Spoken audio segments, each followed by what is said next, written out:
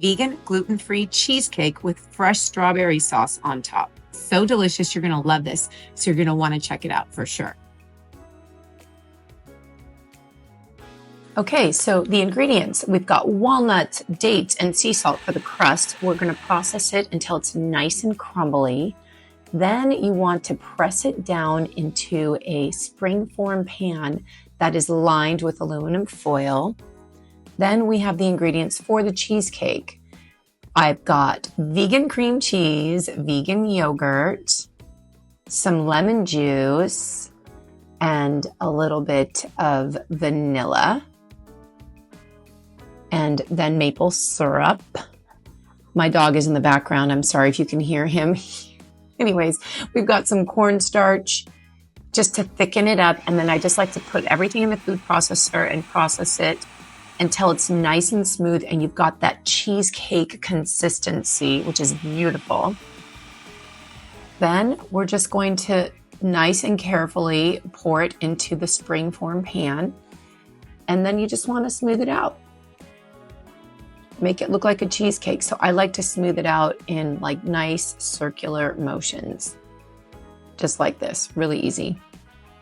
Okay, next we're going to place the cheesecake in a water bath. So I've got a large roasting pan filled with water halfway through.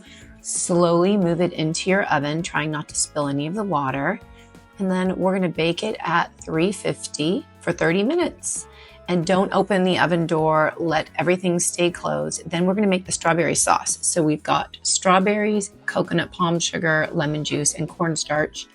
First, I like to slice up the strawberries I'm going to use for decoration on the top of the cake. So I do that first. Then I'm going to process all the other ingredients until it's nice and smooth and it looks like a strawberry puree. Yep, it looks like we got there, no problem. Next, we're going to pour it into a saucepan. We want to put the saucepan on like a medium high heat. First, I've got some water with a little bit of cornstarch. Then I've got some organic sugar.